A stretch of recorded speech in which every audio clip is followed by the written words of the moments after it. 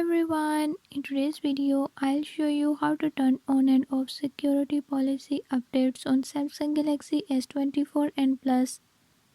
In this video I'm gonna show you how you can do it. Before I start, if you are new to my channel, don't forget to subscribe and hit the bell icon. Watch complete video and learn how you can do it. Let's watch the video.